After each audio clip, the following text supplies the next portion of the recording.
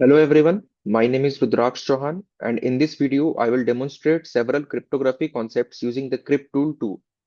The tasks include Caesar cipher analysis and ciphertext only attack, AES encryption and the avalanche effect, RSA asymmetric encryption and decryption, and the password strength analysis using entropy. These demonstrations will show both how cryptographic algorithms work and why they provide security. So for the first task, we have the Caesar cipher analysis. First, I will demonstrate the Caesar cipher, which is one of the earliest cipher encryption techniques. It was used by the Julius Caesar king, and in this cipher, the each plain text is shifted by a fixed number of positions in the alphabet. For example, if the shift is 3, then A will be shifted to D, B will be shifted to E, and C will be shifted to F. In the crypt tool 2, I have entered the plain text here, which contains my name and my registration number, and I have set the shift value to 3. And when I execute it, so we have generated the ciphertext, which is this. This is the ciphertext which we have generated using the Caesar cipher. But it is not completely secure. The reason why it is not secure, that it does not change the frequency distribution of letters. In English language, certain letters have more frequency than other letters. For example, E, T, and A appear more frequently than others. So even after encryption, those statistical patterns remain. An attacker can perform a ciphertext only attack, meaning they only need the encrypted text and not the key. So just by using this, they can recover the original plain text.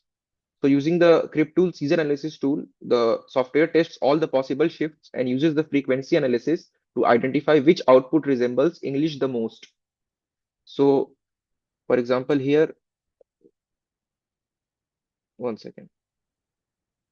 This is the same ciphertext which we have copy pasted here. And when we play it, we can see the original plain text has recovered. So in this way, this is not a secure way of ciphering.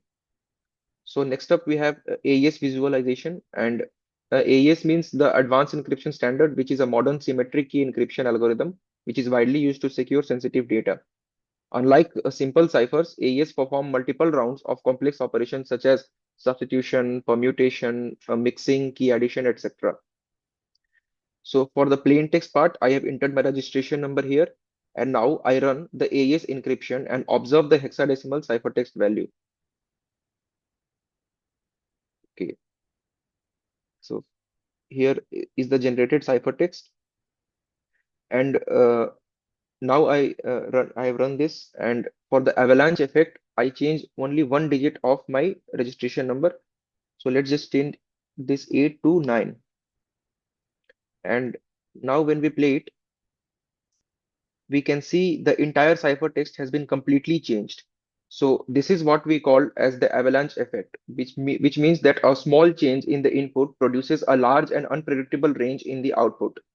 So this property is critical for cryptographic security because it prevents attackers from identifying patterns, which was in the case of Caesar cipher. So it prevents them from identifying the patterns and the plaintext between the plaintext and ciphertext pairs. So next up, we have the RSA encryption and decryption. So let's demonstrate that. The RSA encryption, which is an asymmetric cryptographic algorithm. Unlike the symmetric encryption, RSA uses two different keys, which is public key and private key. The public key is used to encrypt the messages, while the private key is used to decrypt them.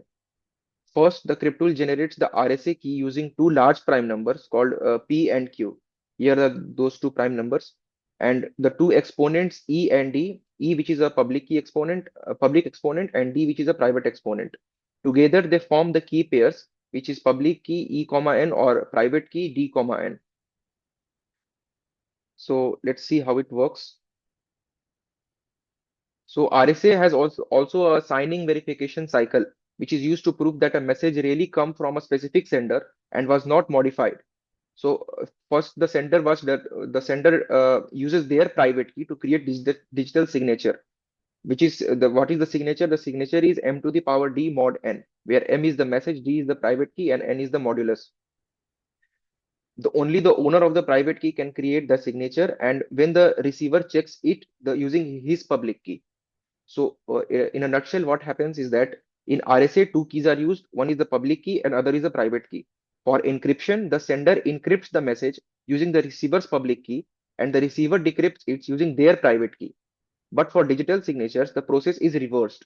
The sender signs the message using their private key, and anyone can verify the signature using the sender's public key. This ensures both authentication and message integrity. So let's just see the encryption part using the RSA encryption. So as we can see, we have encrypted and the ciphertext is generated using the RSA key algorithm. And for the decryption part, we will copy paste this complete ciphertext. So as we can see, we have copy pasted here D is going to use, and in the encryption part E was used. So we have copy pasted the entire ciphertext, and when we play it, then the decryption occurs and we have recovered our original plain text. So this is what we get. Now the next task is the password strength and entropy. So let me enter my registration number here as a password 2427030308. 2427030308. Okay. And now when we run it, we can see the score of 24 and the entropy value is 2.446. So first, let us understand what this entropy means. Entropy measures how unpredictable a password is. Higher the entropy means more possible combinations, making the password harder to crack.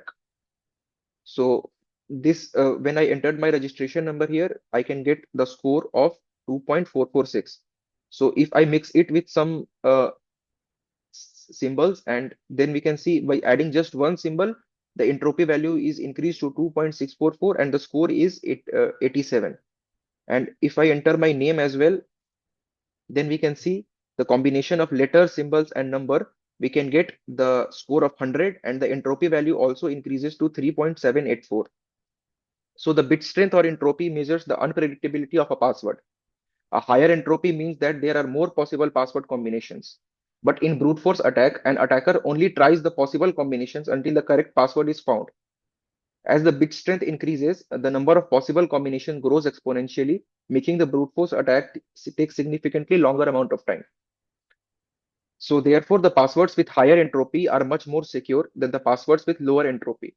So this combination of registration number, of combination of number, letters, and symbols has more entropy. This means it is more secure. And when when we use only the numbers, the score is very weak, and the complexity is weak, and the score is very low. So in this video, I have demonstrated the several cryptography concepts using the CrypTool 2. First, we saw the Caesar cipher. Then we saw the AES visualization and its avalanche effect. Then RSA encryption and decryption techniques. And now the password strength analysis. These experiments illustrates why modern cryptography relies on complex algorithms and mathematical principles to protect digital information. Thank you.